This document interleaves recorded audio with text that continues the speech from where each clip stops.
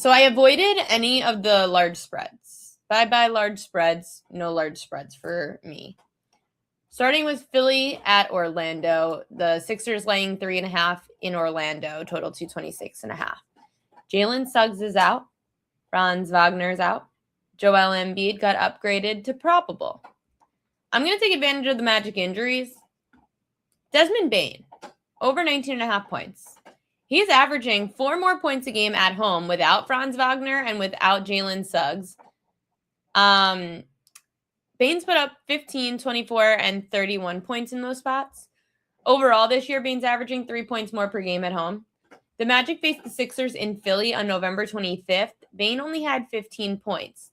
But in his previous 2 meetings with the Sixers in October and a game last year, he had at least 21. So now that Bane is at home, I like Bane over 19.5 points in this game. Michael Porter Jr. under 6.5 rebounds. Against teams that are top 10 in rebounds allowed, he's averaging 5.9. The Clippers allowed the 8th least rebounds per game. Only 42% of small forwards have gone over their rebound prop this year against the Clippers, and in the last 10. Michael Porter Jr. has gone under 6.5 rebounds in 5 straight against the Clippers. That same game between the Clippers and the Nets, John Collins, the Clippers power forward, under 15.5 points. Collins' home road split's very drastic. He's averaging 12 points on the road this year. He's gone under, John Collins, his points prop, 72% of games on the road this year. When facing a team that's a top 10 defense, only averaging just under 14 points a game. And on the road, that number drops down to just under 13 points a game. Brooklyn's actually allowed the 9th least points per game this year, and 61% of the power forwards they faced went under their props, their points props. 67% went under in the last 10. John Collins under 15.5 points. If you want to take advantage of the Memphis Grizzlies with an OKC team coming in that has nobody, SGA out, Chet Holmgren out, Isaiah Hartenstein's out, you could look to the center for Memphis, Jock Landale. He's gone over 11.5 points, averaging 13 points a game at home without Ja Morant. Went over in 4 of 7. OKC is allowing 63% of their centers in the last 10 games that they faced to go over their points prop. With Chet and Hartenstein out, it's good for him. And Landale also, in 8 straight games without Ja Morant, has gone over 7.5 rebounds. That number is 7.5 tonight. So he's gone over in 8 straight without Ja Morant. Whatever correlation that is, but it is a trend. OKC small forward Lou Dort over 2.5 threes is plus 120 if you want a nice little value play. He's gone over in 6 of his last 7 road games. Dort's averaging 1 more 3 per game on the road, and in his last 2 games, they were at home. So he didn't go over, but again, goes over more on the road. With all the injuries, Dort should have more opportunities too. And Memphis is allowing the 5th most 3s per game. Knicks Suns, Knicks laying 1 on the road. Cullen Gillespie over 2.5 threes. He's actually been crushing it from outside. Gillespie for Phoenix. He's averaging just under 4 threes a game this year when up against the bottom 10 perimeter defense.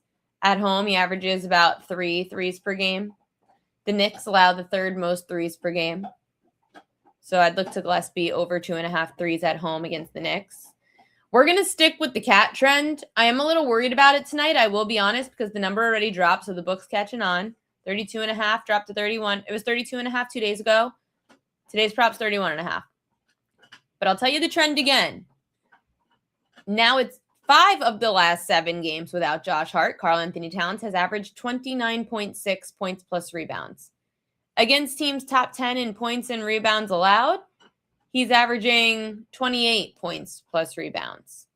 In all 4 of the 6 games without Josh Hart against the Suns, Cat went under. Oh, sorry, not all. In 4 of 6 games without Josh Hart against the Suns, Cat's gone under 31.5 points plus rebounds. And then for the Houston and Portland game, Alperen Şengün is out for the Houston Rockets. These 2 teams just played each other on Wednesday night. Portland ended up winning 103-102. You guys know, when something happens in game 1, I fade it the next day. But if something doesn't happen in game 1, then I like to back it in the next game. Jabari Smith Jr. Jabari Smith Jr. had a terrible game on Wednesday night. 6 points, 4 rebounds. But yet, forwards are having a lot of success against Portland, especially power forwards. Jabari Smith Jr. is averaging 22.5 points plus rebounds, going over in 4 of 6 games without his center, Alperen Şengün. Terry Eason had a big game. Kevin Durant had a big game on Wednesday.